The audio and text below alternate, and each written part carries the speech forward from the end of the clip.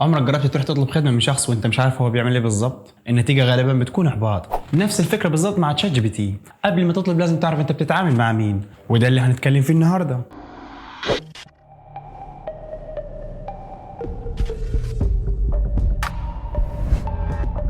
في البدايه لازم تعرف نماذج وادوات ومميزات في شات جي بي تي، وتتعلم ازاي تظبط الخصائص والاعدادات عشان تديك افضل نتائج للمحادثه.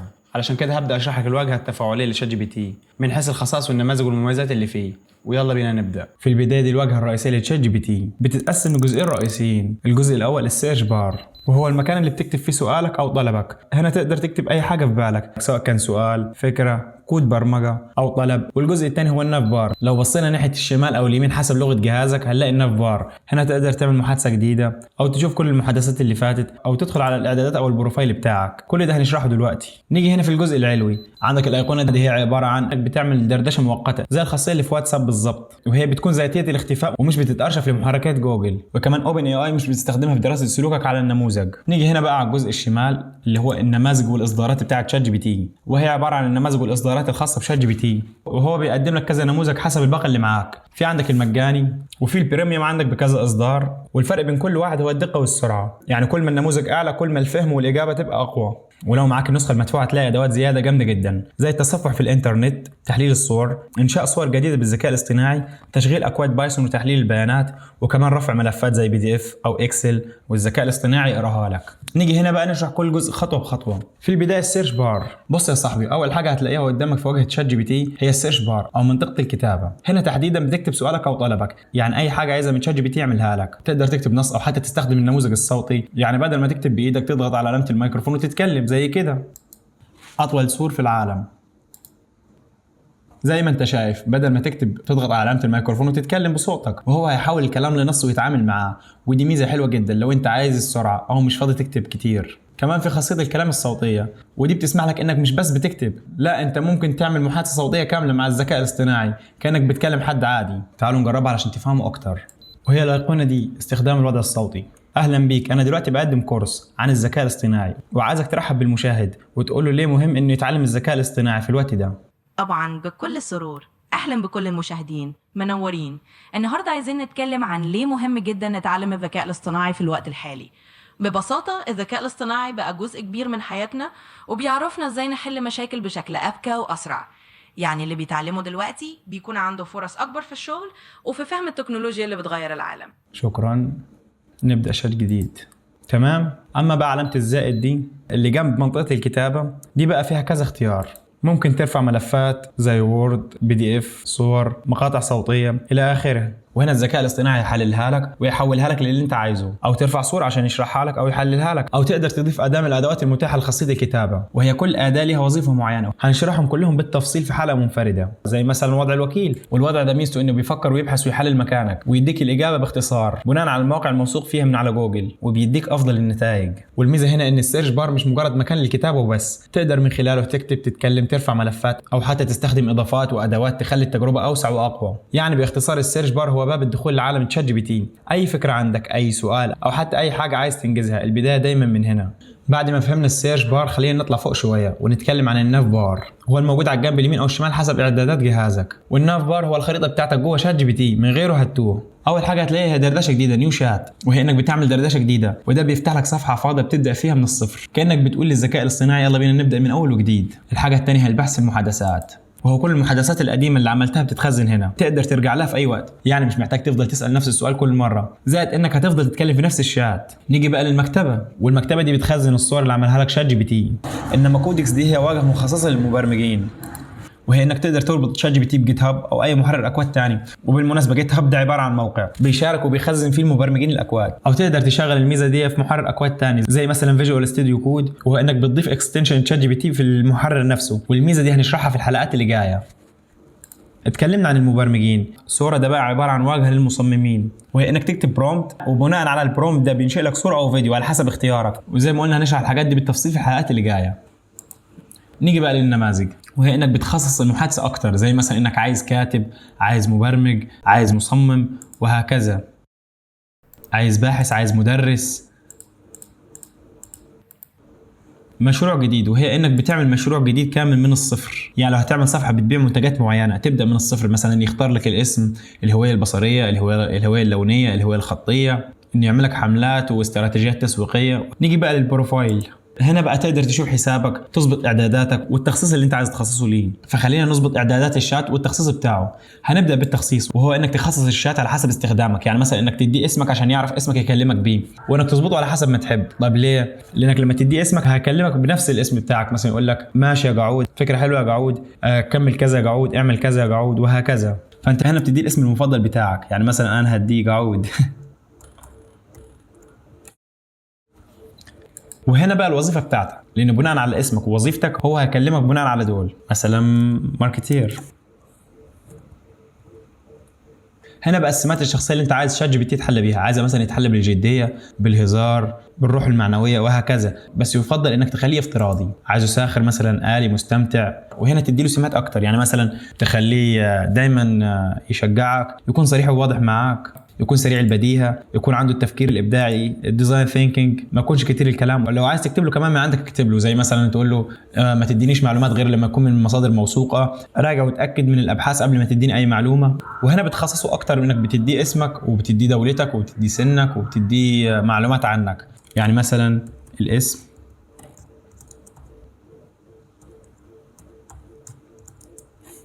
$24، الدولة مصر،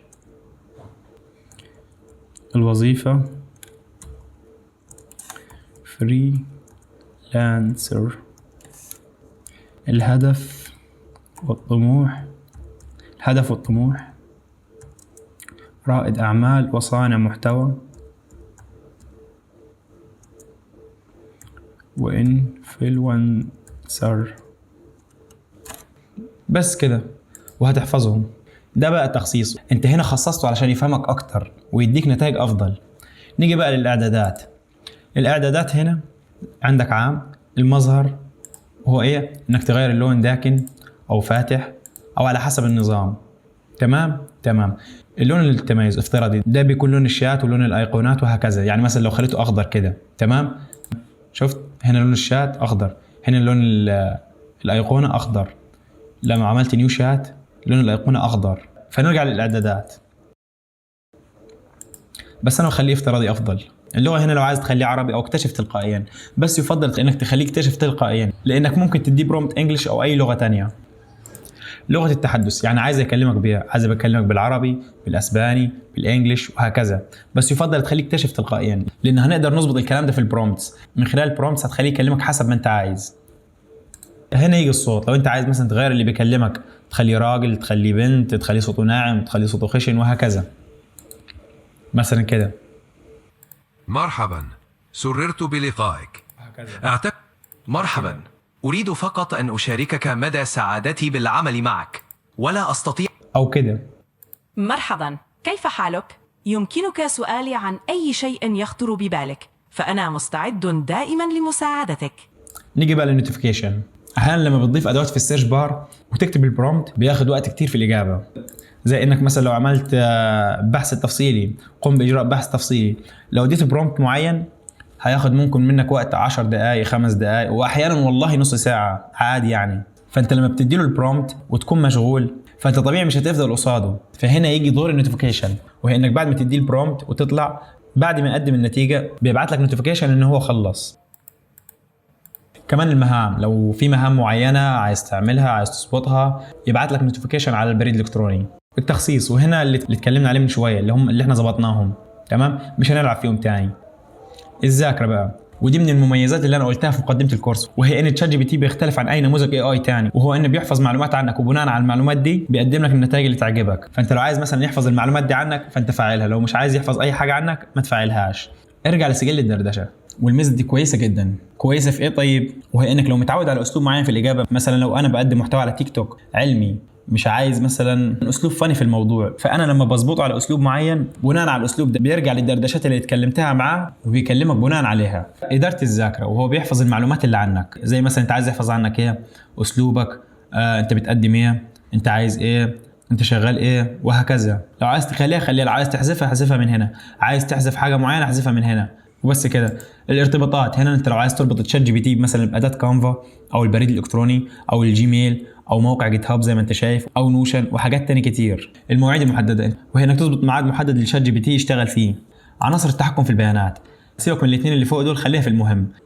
الروابط التي تمت مشاركتها دي مهمه في ايه؟ وانت شغال على شات جي بي تي ساعات بيكون عندك محادثات مهمه او اجابات مفيده وعايز تشاركها مع غيرك. ازاي يا قعود؟ هنا بقى بيجي دور خاصيه المشاركه، هو انك بتبعت لينك الشات لحد من صحابك، وكمان بتخليك بتعمل لينك عام للمحادثه. يعني ايه؟ يعني بدل ما تفضل تاخد سكرين شوت او تنسخ كلام كتير، لا، بضغطه زر تقدر تاخد رابط وتبعته لاي حد، سواء واتساب، ايميل، او حتى تنشره على جوجل او السوشيال ميديا.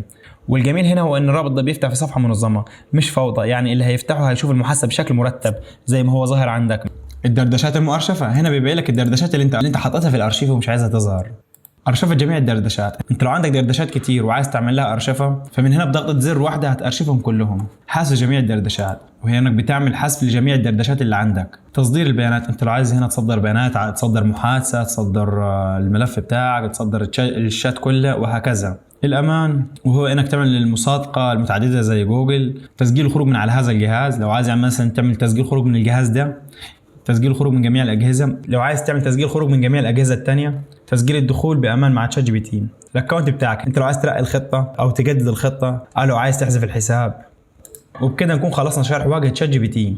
بس استنى قبل ما نتعمق في الأهم واللي هيكون في الحلقات اللي جاية، وهو إنك لازم تعرف شوية عناصر أساسية واللي هي البرومبت، الطلب. ده ببساطة الكلام أو السؤال اللي أنت بتكتبه وهو مدخل اللعبة. لو كتبته صح هتاخد نتيجة دقيقة وممتازة، ولو كتبته غلط هتضيع وقتك وتاخد إجابة مش على مزاجك. التوكنز زي العملة اللي بيتعامل بيها الموديل، كل كلمة أو جزء كلمة محسوبة، وعدد التوكنز هو اللي بيحدد حجم المحادثة وقد إيه الموديل يقدر يستوعب ويولد النص. رولز، الأدوار. علشان الحوار يشتغل بشكل منظم في 3 شخصيات أساسية. السيستم، ده اللي بيحط القواعد العامة زي مدير اللعبة اللي بيحدد الاتجاه العام. يوزر، وده انت صاحب الطلب والمتحكم الاساسي. اسيستنت، اللي هو رد الموديل نفسه، وكل عنصر من دول ليه دور محدد، ودي مش مجرد تفاصيل نظرية. لما تفهمهم وتعرف ازاي تستغلهم هتكتشف انك بتتحكم في قوة الشات جي بي تي، مش بس كمساعد ذكي لكن كأداة قوية بتصنع لك المحتوى اللي انت عايزه بالطريقة اللي تناسبك. والخلاص قبل ما تكلم تشات جي بي تي لازم تفهم انت بتكلم مين، ايه اللي يقدر يديهولك وايه اللي مش هيعرف يعمله.